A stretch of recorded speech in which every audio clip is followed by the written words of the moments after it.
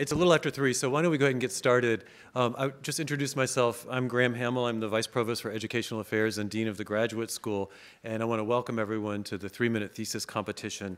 To begin with, I especially would like to welcome our president, Satish Tripathi, who's going to say a couple of words to get us started.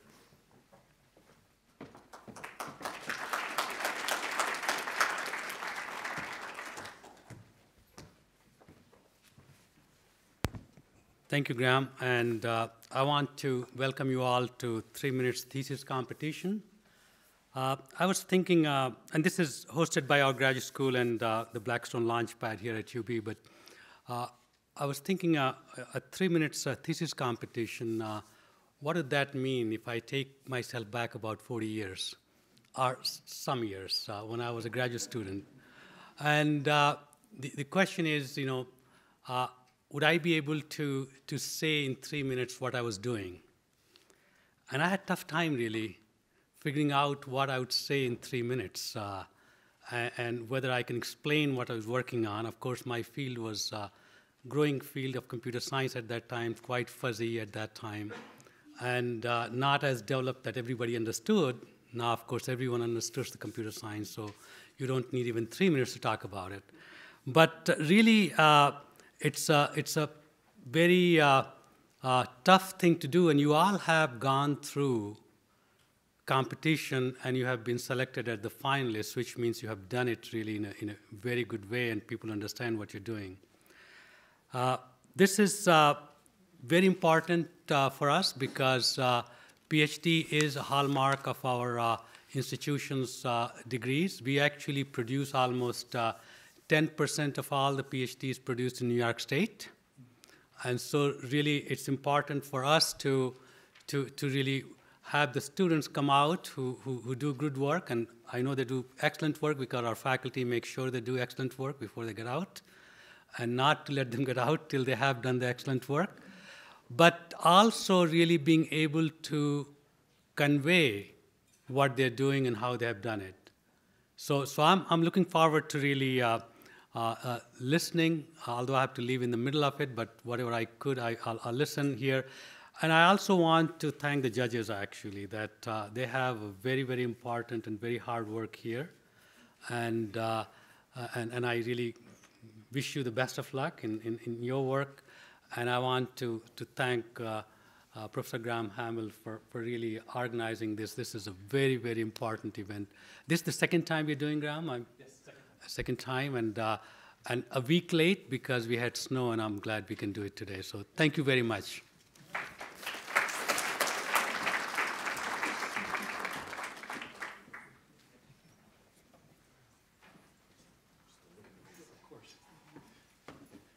So I just have a little bit more to say. I want to, again, welcome everybody to the 3-minute thesis competition. This is a campus-wide competition that asks advanced doctoral students to present their research to a panel of non-specialists in just 3 minutes. The competition, the 3 minutes is timed, and there's a little light that will go off, so just 3 minutes. The event that you're about to see is co-sponsored by the Graduate School and Blackstone Launchpad. And I really want to single out for thanks Hadar Borden and Henry Miller from Blackstone Launchpad and Sandy Flash and Sue Adenolfi from the Graduate School. They really have done all the work that makes this event possible. And they really do deserve a round of applause. So. I also want to give a special thank you to all the graduate students who participated in this event. The finalists are sitting right over there, and they deserve a lot of thanks for going through the whole process. But really, everybody who participated should be very proud of themselves. There's been a remarkably positive response to this event from students and faculty who recognize the importance of doctoral education to the research mission of the University at Buffalo. A couple of words about the 3-minute thesis competition. The competition was actually founded at the University of Queensland in Australia in 2008, so it's now 10 years old. This competition is being held in over 600 universities across 65 countries. The competition has 2 main goals. The first is to recognize, share, and celebrate the excellent research that's undertaken by doctoral students here at our university, but also across the globe. The other goal is to encourage graduate students to sharpen their abilities to communicate their research both concisely and effectively. At UB, we all understand the importance of advanced research, which is really central to our mission as a research university.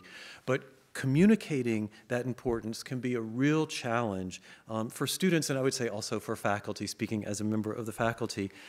Most doctoral students absolutely correctly spend their days in laboratories and libraries talking with one another and their mentors about academics. It can be really difficult in that environment to explain the value of our research projects, let alone explain the value of our research projects in a concise way. But if research is going to have an impact on the broader world, which is what we all hope for, it has to be communicated. And the 3-minute thesis competition really aims to do exactly that. So to that end, the 3-minute thesis competition actually began this fall with 3 workshops that were offered by the Graduate School and Blackstone Launchpad, and they were open to all graduate students at UB. You didn't have to actually enter the competition to participate in the workshop. And the purpose of that is we want to make sure that all of our students learn the skills of communication. The workshops all focused on the skills of communication. Students who are interested in participating in the competition nominated themselves by submitting a 90-second YouTube video describing their dissertation research and its importance to a non-specialist audience. And today's finalists over there, whom you're about to see, were selected for today's competition from that group of self-nominated students. In preparation, each finalist received individual coaching from a Blackstone Launchpad venture coach. Over 120 students participated in the workshops. 30 students entered the first phase of competition from all fields of study: STEM, social sciences, arts, and humanities. And the finalists today that you're going to see, who you're going to see, really represent the very, very best of that extraordinarily strong group.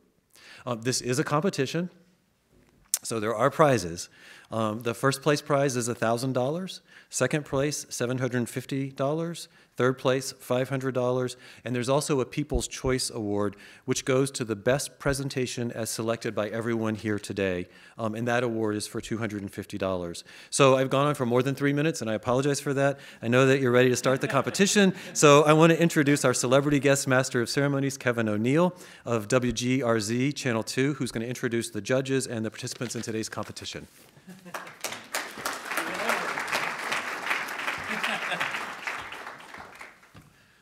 Hi, everybody. Good afternoon. How are you? Welcome to the weekend. My name is Kevin O'Neill. I am a reporter and also a meteorologist with Channel 2, the NBC affiliate in Buffalo. I went to Cornell University. I was never a student there, but I've been to Cornell University. If I complete the story, Cornell is in Ithaca, New York, and Ithaca has another fine school, Ithaca College, which is a great school for television radio, broadcasting, which was my major. When I was there, I was a pizza delivery man for Rogan's, and very often I would go to Cornell University. So I'm so smart, I've been to Cornell several times. The other joke I tell people is that I am from Buffalo. In South Buffalo, there were several Catholic schools, Catholic grammar schools. I went to St. Martin's Catholic School. And unfortunately, some of the Catholic schools now, their numbers are dropping, so they merged 3 schools at once, and they formed Notre Dame Academy now. And so I could say I graduated from Notre Dame at age 13, which is another thing I like to try to impress people with. It is I think about this as well, a 3-minute thesis.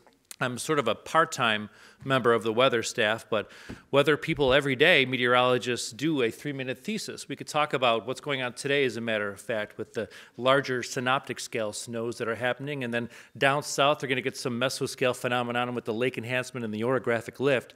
Nobody cares about that. What's going to happen at my house? Give me your 3-minute thesis. What does it mean to me? Don't give me orographic and synoptic. What's going to happen to me? Why is this important to me, what you're saying?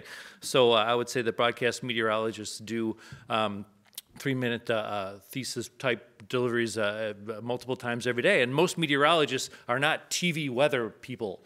There are operational meteorologists and aviational meteorologists. There are forensic meteorologists. I happen to be a broadcast meteorologist, so having a 3-minute thesis and having a solid, compact delivery that's relatable to everybody is something that I need to know how to do. It is my pleasure to welcome all of you to UB's second annual 3-minute thesis competition. The PhD students presenting their research today will be judged on their communication style in 2 ways. First, was the research communicated in language appropriate to a non-specialist audience? And second, was the one static slide allowed during each presentation clear and helpful at enhancing the presentation? In addition, presentations will be judged on comprehension. Did they make the audience understand the research? Finally, presenters will be judged on how engaging they were. Did they leave you wanting to know more? There will be no swimsuit or evening gown competition. Is that correct? Okay, that was crossed out. Okay, we are honored today to have an esteemed panel of judges whose evaluations will determine our first, second, and third place winners. And our panel of judges is made up of community leaders from a range of industries, from the arts and journalism to medicine and engineering. Our judges are experienced professionals who have mastered the skill of communicating their work to broad audiences, and therefore recognize the development of this critical skill in graduate students and the potentially global impact of doctoral research. I guess I will ask, if able, please stand to the 3 judges. First of all, the Assistant Dean of Arts and Humanities at Buffalo State College. Please welcome Anthony Chase.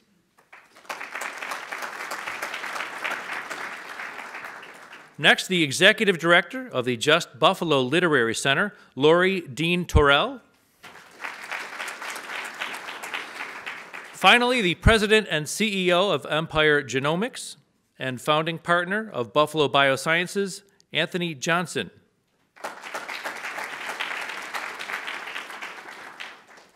Ladies and gentlemen, please remember that everyone in the audience today is also a judge. Your votes will determine the People's Choice Award winner. And now on to the competition. Our finalists today, we have 12, I believe. They represent the absolute finest at UB. I'll introduce each finalist to you, and as I am doing so, they will come up on stage and prepare to present. I will finish my introductions with the words, ready, set, pitch. And the finalists may then take a moment to center him or herself. And when they start speaking their first word, their slide will appear on the screen, and the 3-minute timer will start. And there are monitors on the center stage displaying the timer to both the presenter, which can be tough, and to the audience and judges as well. You've probably noticed the weather people or the reporters normally have an earpiece in their ear, and if you're going over, they let you know. They scream in your ear. So I don't know if these presenters, if they go over, will have people screaming in their ear, but it'll be excellent. But then again, if I had a time in front of me when I was doing live shots or doing weather, that would be certainly quite a challenge as well. Our first presenter, I will bring out Suranshu Nundy.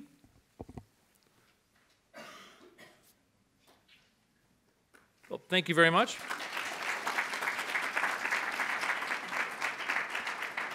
His department is Mechanical and Aerospace Engineering. His hometown is Kolkata, India. His future career plans wishes to be a full-time researcher to work on engineering problems that can have a large impact on society. And his presentation deals with diabetes and the treatment of diabetes. So, if you are ready, ready, set, pitch. In the next 24 hours, 206 Americans will be diagnosed with type 1 diabetes. That means someone, a man, woman, or child, will get sobering, life-changing news every 7 minutes. And these numbers are predicted to get 3 times as worse in the next 20 years. So it is imperative we find some solutions. So what happens in type 1 diabetes? The pancreas in type 1 diabetic patients loses its ability to make the hormone insulin.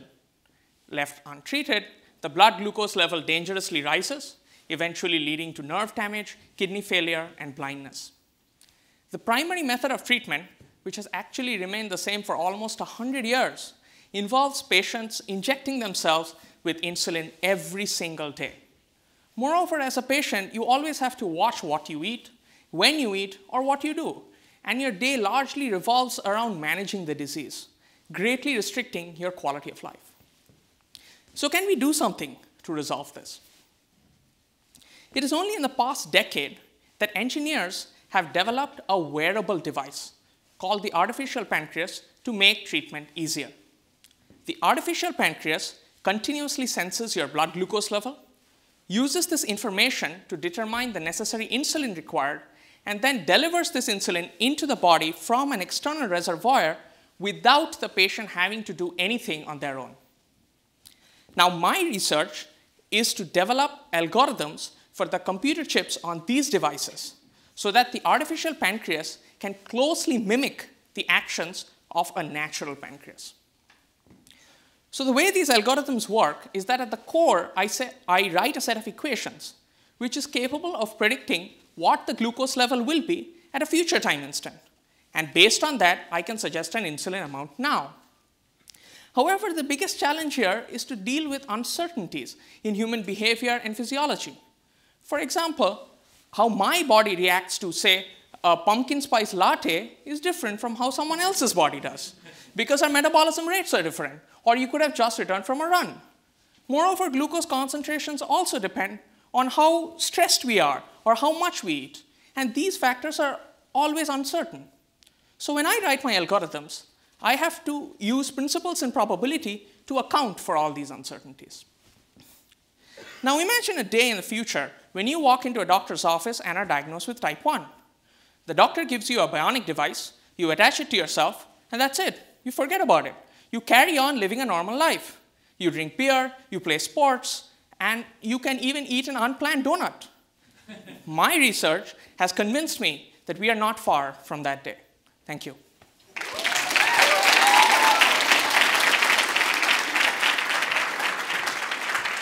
Brilliant. Thank you, Mr. Nundy. And I mean this, even though I only have a bachelor's, I understood everything you said. Great job. Off to a flying start. Next up, from the Department of Transnational Studies, I will welcome Anne-Marie Butler to the stage. She's from Tulsa, Oklahoma. Future career plans include teaching and research position. This chair is actually here for me, so I will sit here for the duration of the presentations. Once again, from the Transnational Studies Department, please welcome Anne-Marie Butler, and ready, set, pitch. Here is a drawing that I analyzed in my dissertation on contemporary visual art. Most of you have already experienced seeing a work of art and feeling something in response to it. Sometimes artwork is obvious in meaning, and then you understand why you respond to that. But sometimes art, like this drawing, is subtle. And then maybe you don't understand why it evokes emotion. Art doesn't need to hit us over the head with meaning in order to affect us. Today I'm going to show you how that works. In my dissertation, I look at works of art from the North African country, Tunisia. The art I study uses subtle commentary to critique Tunisian society.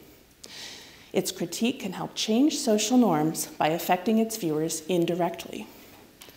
But it doesn't have to be only about Tunisia. It can affect you too. Let's take this drawing. It's hard to categorize exactly what we're seeing. It's like some nonsensical combination of animal, machine, and human. You might ask yourself, what are its parts? Which way is up? How does this creature work and move? Whatever you can imagine is a possibility, and all of you are right, because it could belong to many categories at once or to none at all. In order to understand our world, we are accustomed to grouping things according to shared characteristics. But after a while, it's hard to realize that those categories don't exist naturally. What if we grouped animals as those that are ugly, friendly, or those in zoos instead of by genus and species? Imagining different ways of organizing allows us to see that the categories we know are merely tools. They are not absolute. They are a product of our social consensus. My dissertation studies works of art that disrupt social conventions, such as what is animal and what is machine. When we begin to imagine new possibilities for this image, we might be more receptive to other new ways of knowing and doing.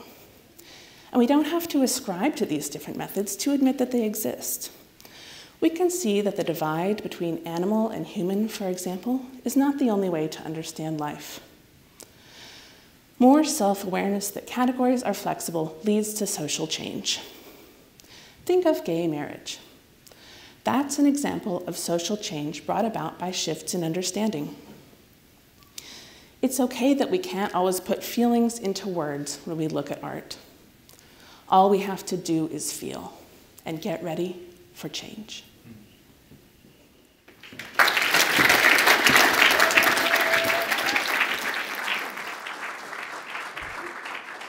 Brilliant, thank you. Well done, Anne-Marie. Next up, I welcome James Sackett to the stage.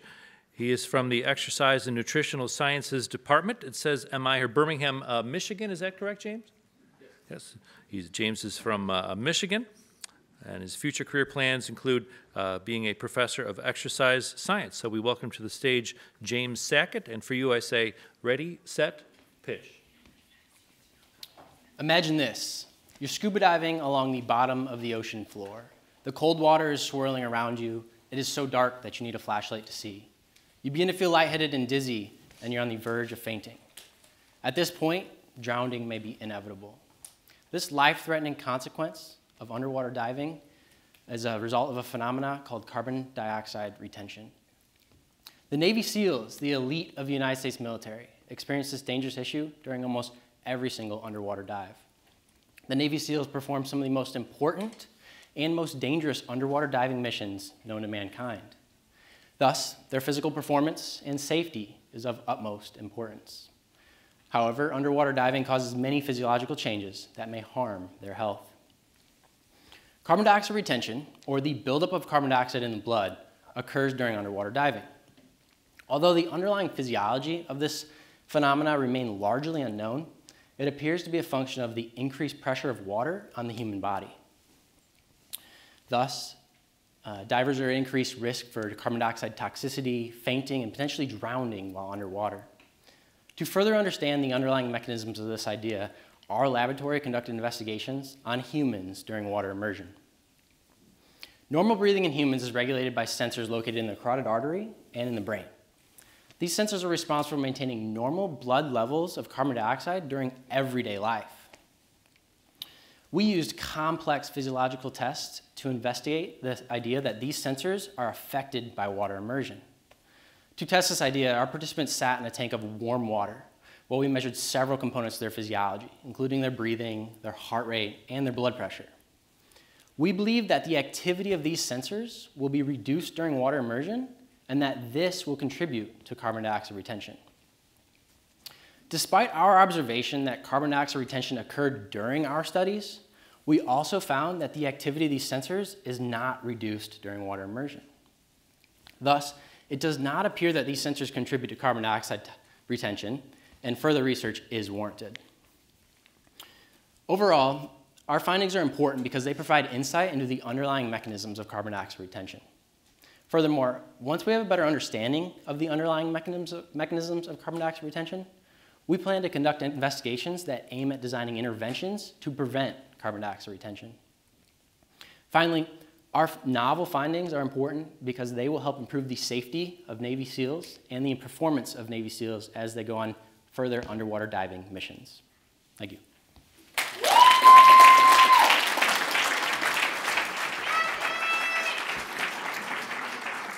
Great job, James. His presentation title, by the way, for him was Carbon Dioxide Retention, a Potential Life-Threatening Consequence of Underwater Diving. I've noticed that a lot of them don't have the title of their presentation, so I will mention with the introduction the presentation title. Deep down, I knew scuba diving wasn't for me. That's a dumb tweet. Here we go. Next up, I'd like to welcome to the stage Philip Odonkor. His presentation title is Your House Smarter Than a Mud Hut? His department is mechanical and aerospace engineering. He's also studied and lived in South Africa and Britain. His future career plans include pursuing academic research in the field of energy optimization. Welcome to the stage, Philip, and a ready, set, pitch. Everyone here lives in a building. And if I had to guess, when it comes to structural stability, basic amenities, and watching Netflix, your home is light years ahead of this one. Yet when it comes to intelligence, the ability to make sense of the world around them and the people living within, turns out you might as well be living in this, because just like this hut, your home, and millions of homes across America cannot think for themselves. or at least they haven't ever before. But what if they could? Imagine your bedroom waking you up at just the right time in your sleep cycle. As you crawl out of bed, the lights automatically adjust to complement the natural light coming in. Around your home, sensors monitor your vital signs, proactively adjusting to the indoor temperature and air quality to suit your needs, while shutting down appliances and services not in use to conserve energy. This is but a snapshot of the intelligent home experiences I build, and how I get there is the really cool part. You see, every time you turn on the lights or use a microwave in your home, your actions leave a unique energy signature. These signatures contain tiny fragments of your most innate energy habits. And given the right focus, they can tell me surprisingly a lot about you, like your favorite temperature preferences, your laundry routine, even your cooking habits, or in my case, the lack thereof. And I learned all this using something known as cognitive computing. It's a capability which allows me to take your home's data and have it processed and understood.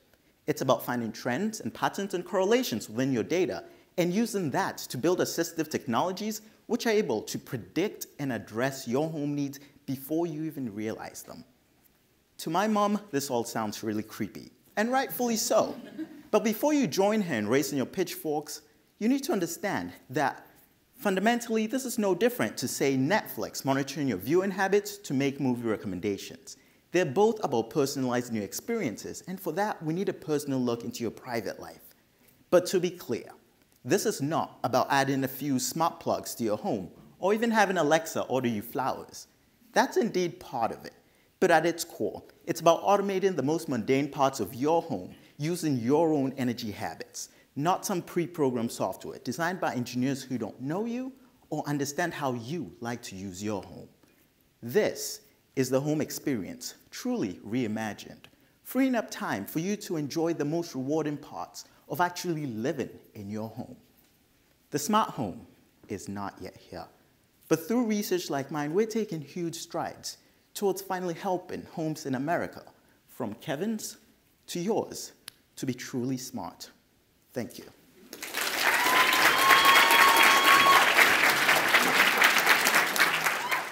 Thank you, Philip. Next up, I will ask Camila to join me on stage. Her presentation title will be Immunity, a Battle of the Sexes. Her department is immunology. Her future career plans, including her career plan, it says, is to become an investigator and focus her research in the field of immunology, combining wet lab techniques with bioinformatics. Her hometown, her home country is Brazil. We welcome you, Camila Rosette Consiglio. Ready, set, pitch. What if I told you women fight better than men? I'm talking about how men and women have differences in immune responses, and these differences can affect the development of diseases such as cancer, infections, and autoimmunity. But first, let me tell you how the immune system works. A healthy immune system is strong enough to fight infections and prevent the development of cancer, but not so strong that it can attack the body. Now, imagine that immune responses can be seen as a thermostat. If we turn it all the way down, immune responses would be weak and people would be more susceptible to infections and cancer. If we turn it all the way up to strong immune responses, then infections wouldn't be much of a problem, but autoimmunity could occur, where the immune system attacks and damages the body. Men are thought to be the strong sex, but when it comes to immune responses, men actually fall within this range of having weaker immune responses and develop more cancer and more infections than women. And women fall within the range of having too strong an immune response and develop more autoimmunity, like lupus. So we think that the hand that can turn up and down the immune response thermostat are sex hormones, which are found at different levels in men and women. One such hormone is testosterone, and it's highly produced in men and less so in women. It's that hormone that makes boys go through voice changes in adolescence. But then, how would testosterone also be influencing immune responses? That's what I'm trying to figure out in my PhD. I'm doing this by analyzing white blood cells, which are the fighter cells for the immune system that ensure proper immune responses against cancer and germs. And if you think about it, To ensure proper immune responses, these white blood cells have to be produced quickly and they should be able to fight well. We found that white blood cells that can respond to testosterone, like men do, are produced slowly. However, when we block the ability of these white blood cells to respond to testosterone, they start being produced more quickly. The more quickly they're produced, the sooner they can induce immune responses against cancer and infections. So this could be one of the reasons why men have weaker immune responses than women. So by identifying how sex hormones regulate the immune responses, we can use this knowledge to fine-tune the immune response thermostat. So if someone has autoimmunity, we can use testosterone to decrease the production of white blood cells and reduce unwanted immune responses. But if someone is fighting cancer or someone is fighting an infection, then it would be good to block testosterone action and increase the production of white blood cells to boost immune responses. So when it comes to infections and cancer, I would say fight like a girl. Thank you.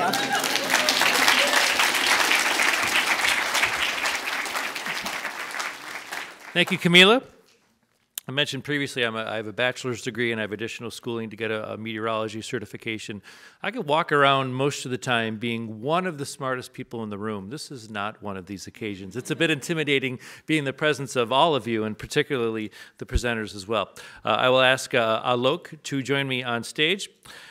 He is of Indian descent. His department is Civil, Structural, and Environmental Engineering.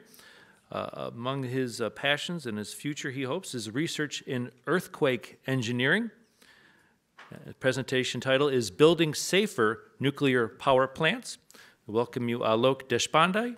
Deshpande, is that the best pronunciation, Alok? Thank you very much.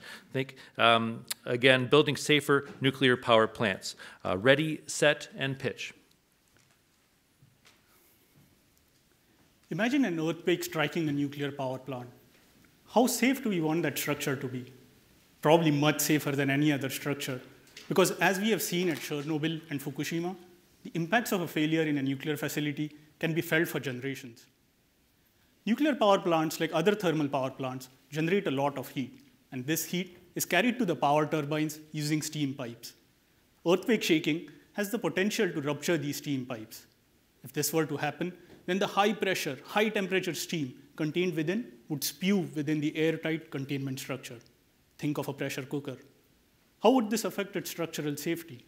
Also, remember that earthquakes are usually followed by aftershocks, which can be just as intense as the main shaking. As part of my doctoral research in structural engineering, I'm studying the effects of these elevated temperatures on the behavior of the structure, specifically on its strength and stiffness and its ability to resist future aftershocks. Since it's not practical to test the structure, though, we structural engineers usually build and test its components in the lab. Nuclear power plants are built almost entirely of concrete walls. So I built concrete wall specimens and subjected them to a wide variety of combined thermal and structural conditions, just as expected in a thermal accident. I saw in these tests that there was a significant reduction in stiffness. But the good news is that there was no reduction in strength, even at temperatures 50% higher than those expected in such accidents. I'm using these observations now to write recommendations that can be used by designers to assess safety of existing plants after such an accident, and also design safer, newer plants.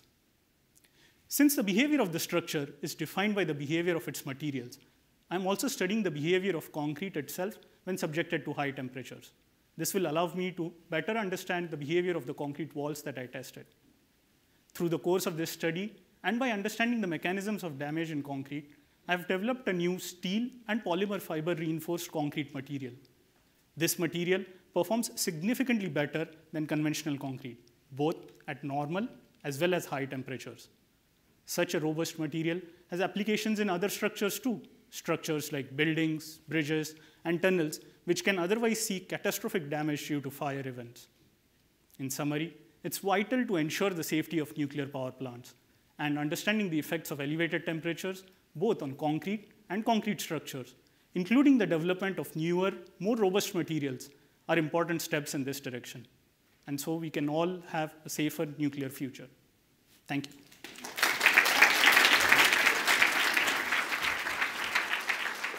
Thank you, Alok. I did a live shot for Channel 2 at the shake table, right? Isn't that the shake table, what it's called here? Right, the earthquake testing facility, right? And I actually did a live shot, I believe, at a facility that used that table, Taylor Devices in North Tonawanda. They have used your facility, and yeah, and again, similarly with my live shots, then not that anybody cares, but he described. I said, what is this big giant 10-foot thing here? Well, this is a damper, a viscous damper used to absorb the potentially destructive energy that an earthquake or any sort of seismic. Oh, hold on. So it's a shock absorber for a building? Yes. Okay, that's what I'm going to say it is. It's a shock absorber for a building. It's just a 10-foot version instead of the little ones you put in your car. I'm going to ask Joshua to join me up on stage. Joshua is from New York State. His department is epidemiology and environmental health. His future career plans, a physician scientist. Wish him the best of luck with that. The presentation title is Bacteria and Blood Pressure, Exploring the Link Between the Oral Microbiome and Hypertension. Joshua Gordon, welcome, and ready, set, pitch. I used to be somewhat of a germaphobe, and I felt the need to compulsively wash my hands basically anytime I touched something that I didn't know was sterile. I still feel that way sometimes, but I'm working on it because now I know that many of the bacteria that live on my skin are actually helping me. These bacteria are called our microbiome. Each of us has somewhere around 10 trillion bacterial cells that live in or on our bodies. This is on par with the number of actual human cells in our bodies, meaning that about half of the cells that make us who we are actually bacterial cells. Traditionally, we've thought of bacteria in the context of single organisms that cause a specific disease. So, for example, Vibrio cholera and the disease cholera. But we're learning that for more complex diseases, the overall community of bacteria can play an important role. My dissertation research is on the connection between the oral microbiome and hypertension. This is important because hypertension is one of the leading preventable causes of heart attack and stroke. While it seems like an unlikely connection, we actually have bacteria in our mouths that can lower our blood pressure. When we eat certain foods like beets and leafy greens, these bacteria allow us to produce a molecule called nitric oxide, which actually relaxes our blood pressure, relaxes our blood vessels, temporarily lowering our blood pressure. Without these bacteria, we wouldn't see that immediate blood pressure lowering effect. But what we don't know is whether or not these bacteria can actually prevent hypertension from developing in the long term. In epidemiology, we study disease in population. We usually conduct large studies where we measure exposure to various risk factors and outcome of disease. For my research, we've collected oral plaque samples from hundreds of study participants. We analyze the samples to determine the composition of the microbial communities that exist in the plaque. Then we determine whether or not the donors develop hypertension and analyze the data to determine if there's a connection. I can envision a future of personalized medicine where we use data from our microbiome to determine disease risk and hopefully allow for better prevention of disease. For example, a patient could go to his or her doctor and just by giving a saliva sample would allow for a personalized, individualized treatment based on their microbial fingerprint. In the case of hypertension, this would let us determine who's at risk and hopefully allow for better treatment for that person. This research is a step towards that future. Thank you.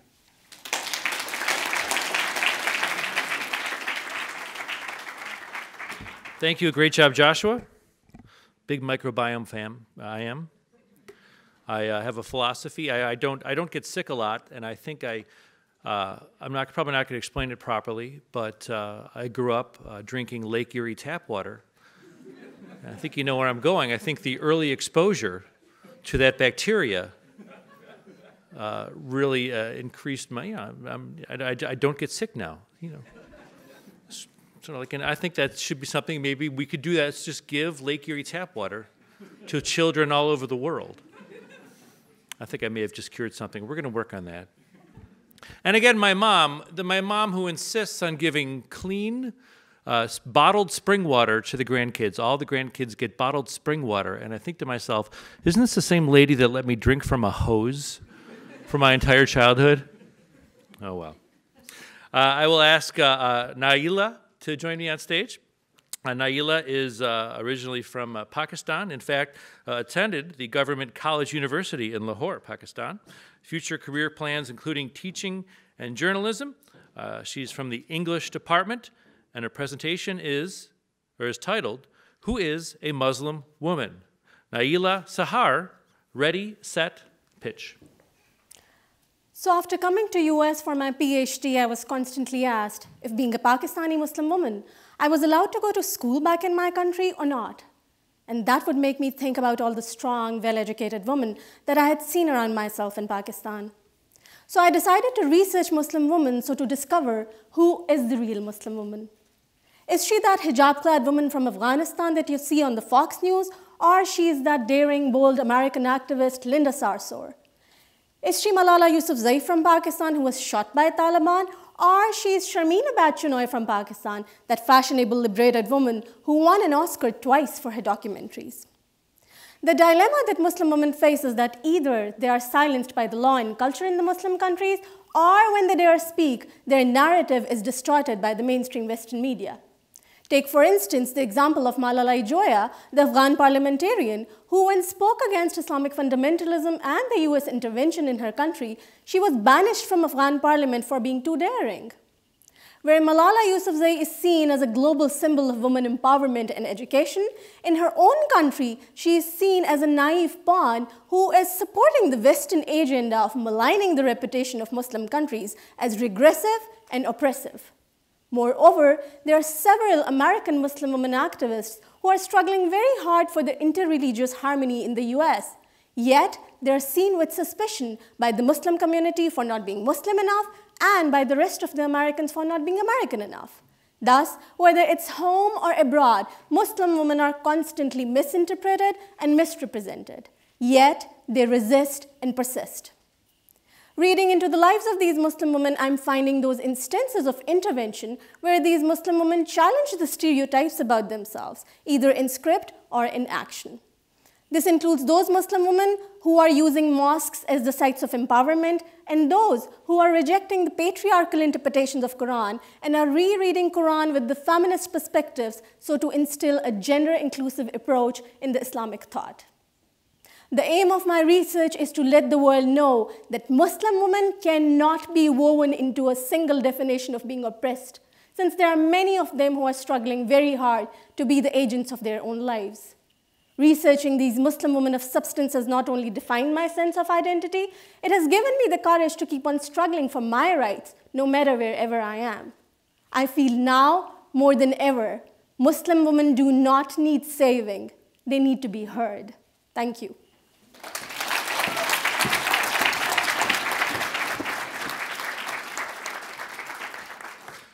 Thank you, Naila, and great job. Next up, I welcome Hao to the stage. Hao will start with his aspirations from here. He wishes to work as a professor of a university or an expert of a think tank or an entrepreneur. His department is urban and regional planning. He is originally from China, and he actually studied in China. And his presentation is Unveiling the Relationship Between Urban Design and Obesity, a Shanghai Story. We welcome Hao Zhang, and we say to you, ready, set, and pitch. I used to think obesity was only related to genetic factors, high-calorie diets, or lack of exercise. Unfortunately, with enormous resources being invested in these fields, people see few improvements on obesity prevalence. My PhD thesis is about seeking a new answer to fight against obesity, and I believe the answer lies in our physical surroundings, the urban environment. Researchers have been measuring urban environment factors, such as high population density, number of parks or water facilities, as well as obesity measures, such as BMI, to study the relationship between urban environment and obesity. In regards to that, developed countries have been well studied. However, this relationship has not been examined thoroughly in developing countries. For example, conventional environment factors such as high population density suggest many areas in Shanghai should be very friendly to walking. In other words, very walkable. Contrary to belief, obesity is common among these areas. As you can see, 40% of adults in Shanghai are overweight or obese. This leads me to question whether conventional environment factors are good enough to predict the impacts of urban environment on obesity in Shanghai or other cities in the developing countries. So, in my PhD studies, one of the environment factors related to obesity is neighborhood gating. This image shows a gated neighborhood in Shanghai with few entry points. The gated community's internal streets are isolated from city street networks. The external surrounding streets are typically very wide, and people normally cross these wide streets from pedestrian bridges or underground tunnels, making walking to destinations outside of neighborhoods inconvenient. Also, many new gated communities are very large, including hundreds of acres or thousands of residents. Traveling between neighborhoods in gated communities requires walking long distances. This is the very first stage of my research. The challenge is to identify a comprehensive set of environment factors related to obesity based on the experience in developing countries. So where to from here?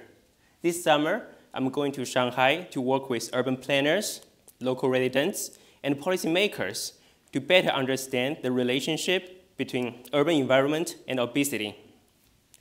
I hope my research will make people aware that obesity is not only related to your diet or exercise, but the environment where you live. Thank you.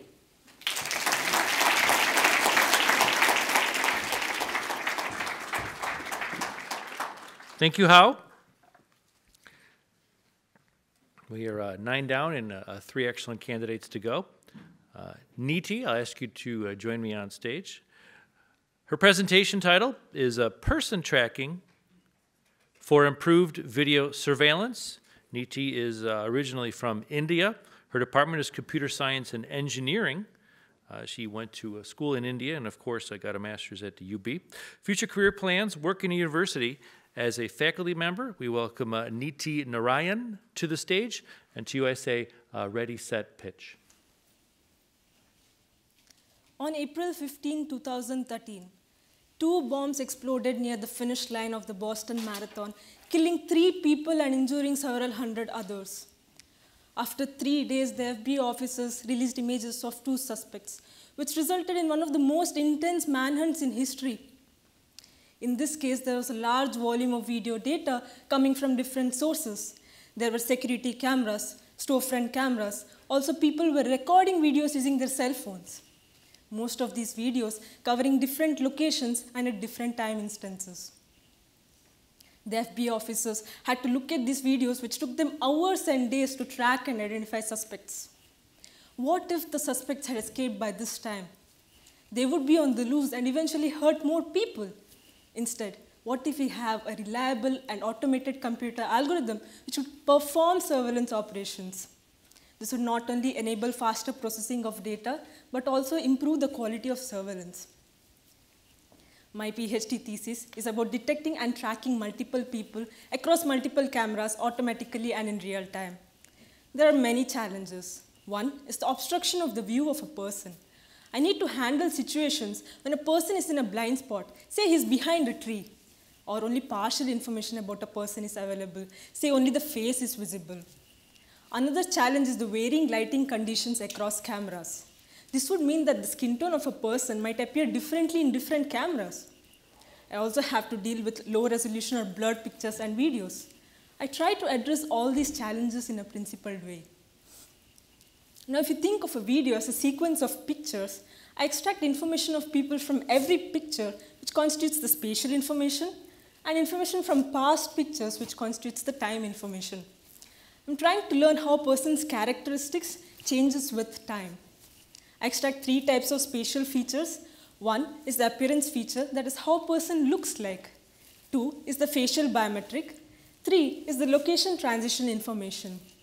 I'm trying to learn how a person's facial features changes with time. So we all know that it is impossible, or the probability is 0, for a person who is seen here in 1 second to be seen outside of the screening room the very next second, unless he's a superhero like Flash. I calculate such probabilities to learn the likely movement pattern of people. What is my vision with this? To provide an automated tracking system which would help track and identify suspects if a crime has already been committed. It would also help eliminate crimes by detecting anomalous activities and warning the security officials about it. We would have more secure schools, more secure airports and malls, thus making the world a better and safer place. Thank you.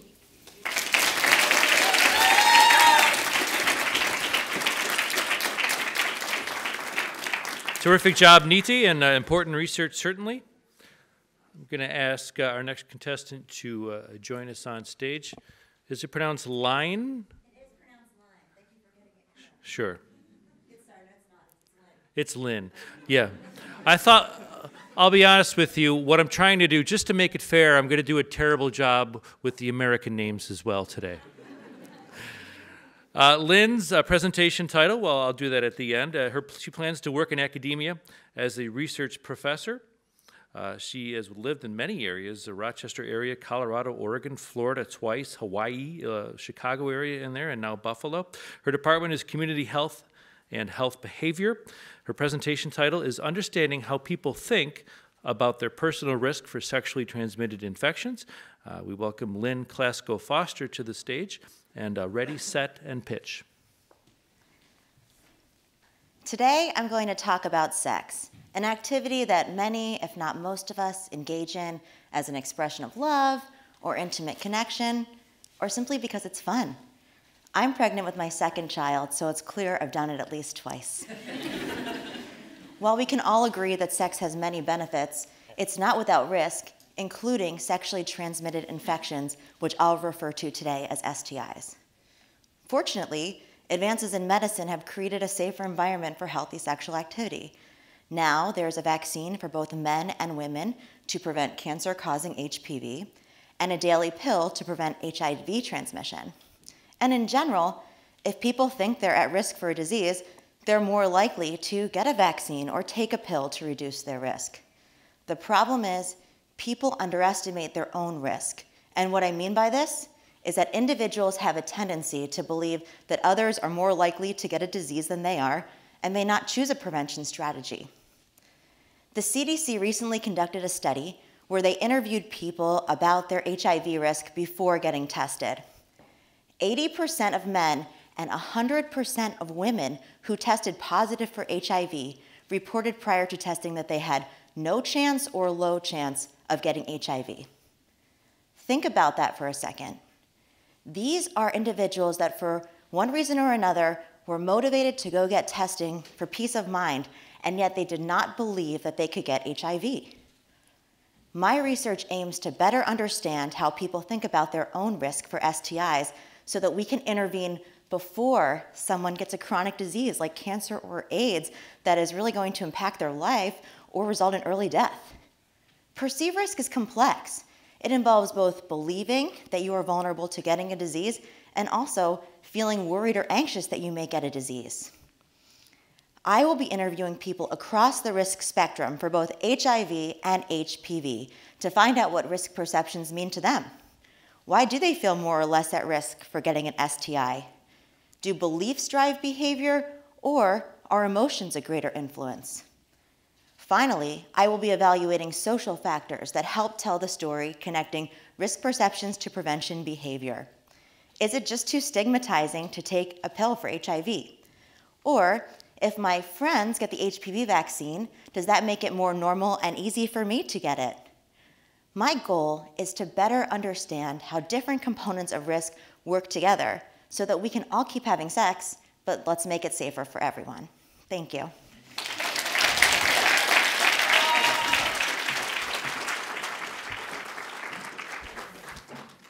Thank you, Lynn. Great job and good luck. I am also expecting, my wife is 4 months pregnant. We're expecting in August. Our final, thank you very much. As a matter of fact, I brought a clip. Our final presenter is Jay. I'll welcome him to the stage. And Jay had a lot of fun filling out the questionnaire ahead of time. For hometown, he says, the Boondocks of Transfer, PA. Is that correct, sir? Yes. And he attended University of Pittsburgh at Bradford, previous to UB. His future career plans, his plan A is biomedical research. His plan B is bartender.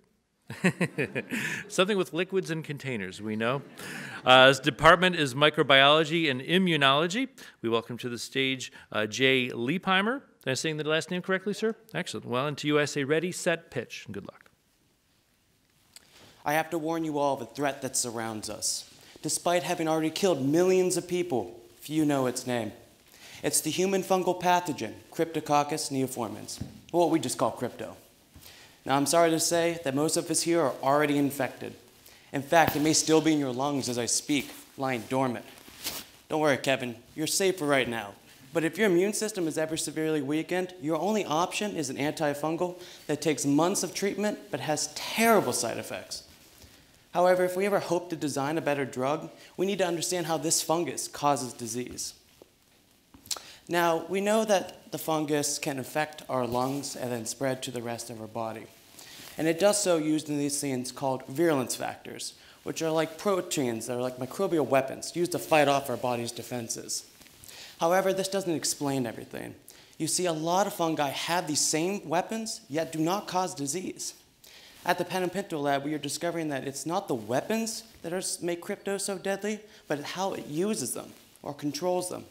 You see, unlike our government, this fungus has figured out how to control its weapons. And it's just this control or regulation that my work aims to understand. To do this, I look at crypto's messenger RNAs, or mRNAs. mRNAs are genetic sequences that function a lot like instruction manuals that tell the fungus how to assemble its proteins. Now, most of the times, these instructions are very easy to read. They have a clear beginning and an end. This is not true for virulence factor mRNAs. In fact, a lot of these contain extra sequences that seem meaningless, at least at first glance. It is when I use an algorithm that aligns these sequences in all possible combinations do I find it's actually hidden code, dictating how that weapon is regulated. You see, in biology, a thing's structure determines its function. Here, these pieces are acting like these sequences are acting like pieces on a Rubik's Cube that are interacting with each other in just the right manner, forming a structure. This structure on the mRNA functions to increase production of that weapon. Now, here's the kicker. This puzzle is usually left unsolved. It is only when the fungus is threatened does it activate a set of proteins which acts to decode this sequence, revealing the structure. Using this system, crypto is able to regulate its weapons as needed. Crypto's name in Latin is hidden sphere of new form. What I hope to accomplish with my work is to further decipher the secrets that sphere holds. Hopefully doing so, we can unveil crypto's weaknesses, design a drug to target that weakness, disarm it, thus saving us all. Thank you.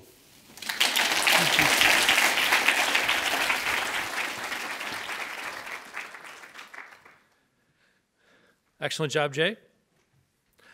Ladies and gentlemen, I hope you enjoyed these presentations really, truly as much as I did. And let's give a round of applause truly to all the students who presented today for their outstanding performances and presentations.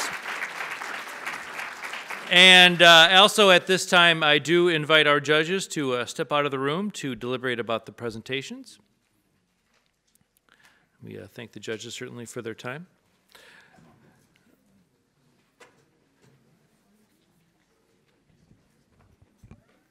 And we also do not forget that everyone today in the audience is also a judge, and it is now time for you to vote for the finalist you feel. Take out your devices. Go ahead, turn them on. I'm the host. I won't vote. Any mobile-ready devices right here? And vote for the finalists you feel did the best job communicating their research today. Any phone, tablet, laptop, they can pull up a website and get ready to vote, and it'll be activated at a particular time. The website address is shown on the screen on stage now, and is voting ready to be opened? Or is it opened? Okay, I'll continue with the script then. Voting is now open, so please enter your votes. And to keep in the theme of the 3-minute thesis, we are going to give the audience 3 minutes to vote. And I'll ask our official time clock keeper to begin the timer now.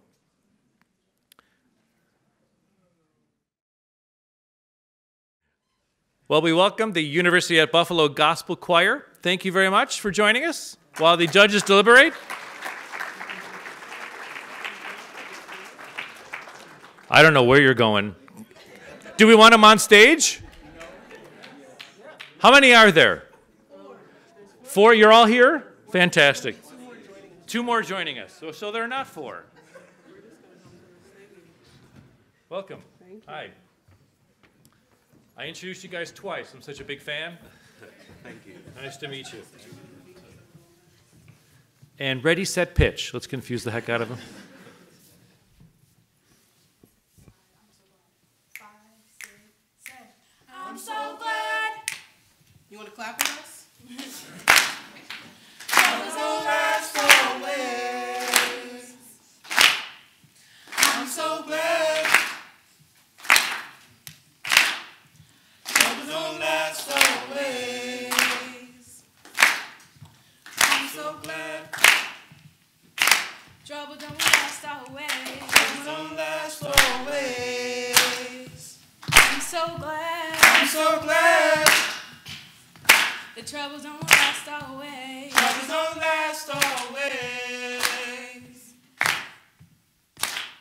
He may not come when you want him, but he's on time. On time. In times of trouble, I find him to be a friend of mine. Of mine. When storm clouds rise in your life, I know he'll be there. Be there. All your burdens, I know the Lord will bear. Bear. I'm so glad. Troubles don't last always. Troubles don't last always. I'm so glad. The troubles don't last always. Troubles don't last always. Weeping may, weeping may, weeping may endure for a night. Keep the faith, it will be alright. Weeping may endure for a night. Keep the faith, it will be alright.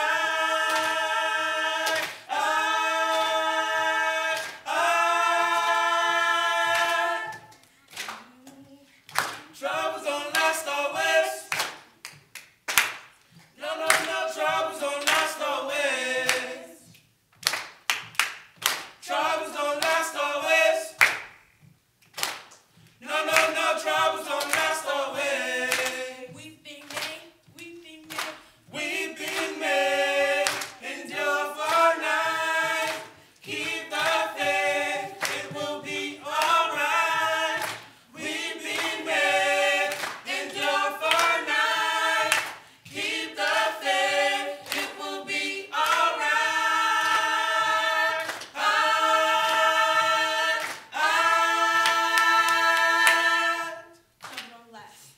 Troubles don't last always.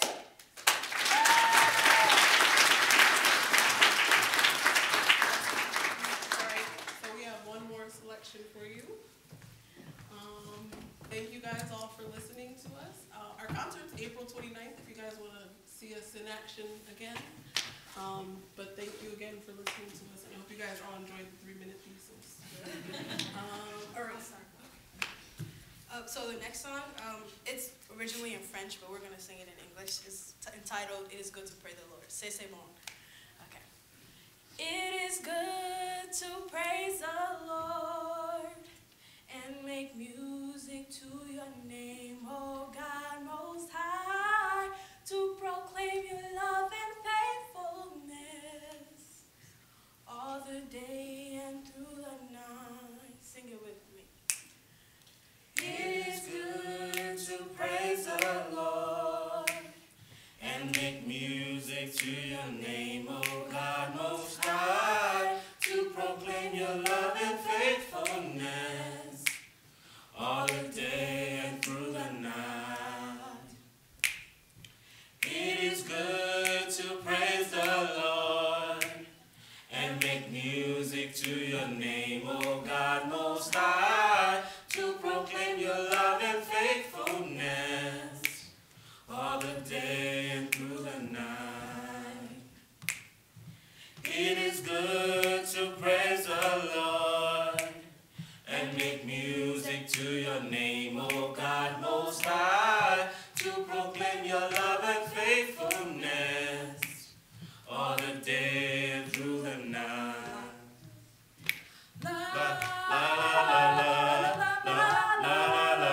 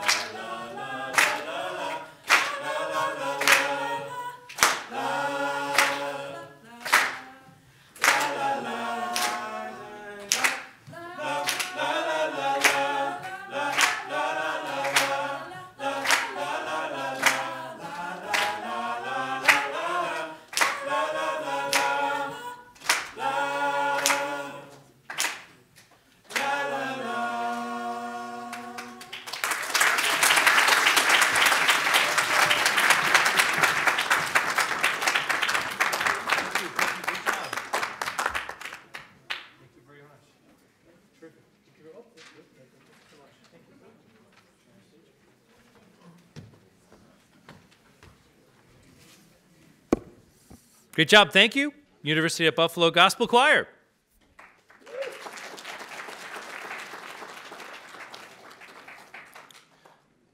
Is Mr. Zukowski ready to go? Yep. Okay, here we go. At this time, I'd like to welcome Provost Zukowski to the stage to provide some closing remarks before the award presentations. Very good. Please welcome Mr. Zukowski. Yeah, there you go. Ladies and gentlemen.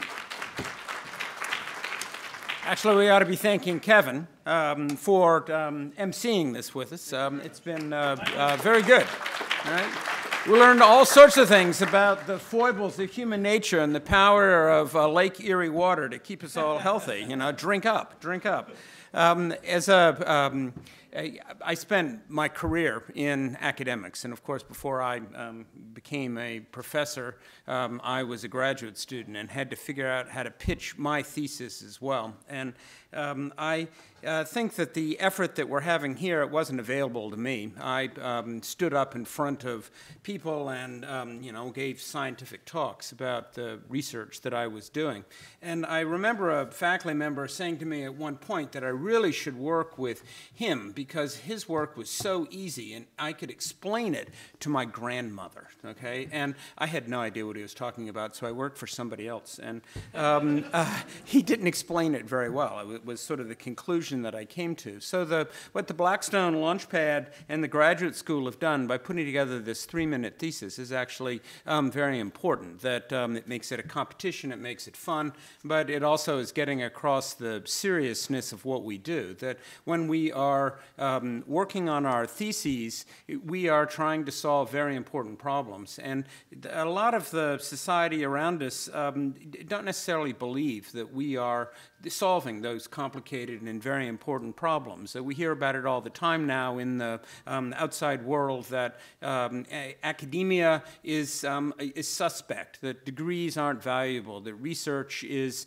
somehow a waste of time. And a lot of that comes down to the way we explain what we do, that we don't sit down and think about the pitch that we're making, about the significance of the scholarship that we do across the entire university, and figuring out how to communicate what we do is very important for our enterprise. It's very important for society that we learn how to communicate the significance of all the things we do here at UB and in higher academia overall. So that, I think, is the power of what we got out of the 3-minute thesis, and I certainly enjoyed all of the pitches. I have to see if I have to thank other people. No, I'll welcome Graham to the stage, and now we'll announce the winners.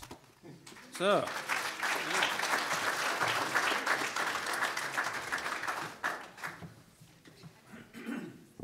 Okay, I'll announce the winners beginning with the People's Choice, then third place, second place, first place, and I'll ask the award winners please to come on stage and receive a giant check from me and the provost. So the winner of the People's Choice Award is Camilla Rosat Concilio. There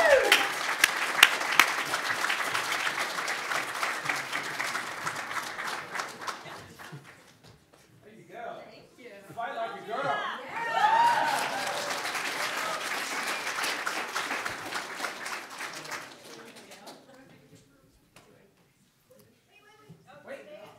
Okay, so and just please, if winners, please stay up here for the, for the.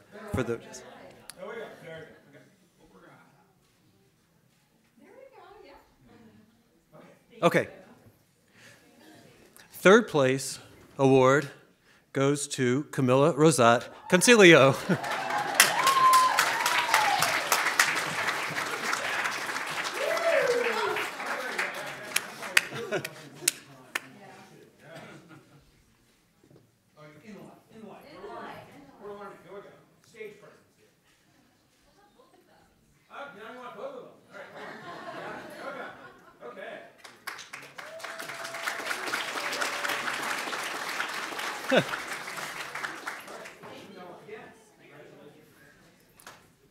Second place award goes to Naila Sahar.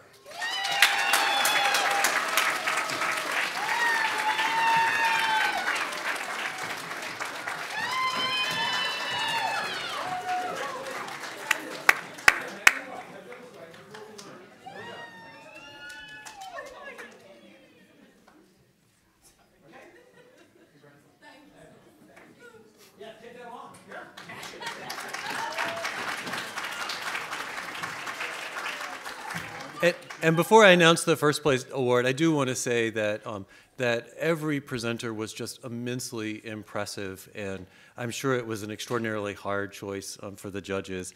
It is actually just amazing to sit in the audience and to know and to hear all the kind of research that's happening across campus at UB in a wide variety of areas. And I'm always really impressed at this competition because the ability to convey the research that you're doing in language that is understandable to people who are not in your discipline is just remarkable. I mean, it's really fantastic. That said, the first place award goes to Philip Odonkor.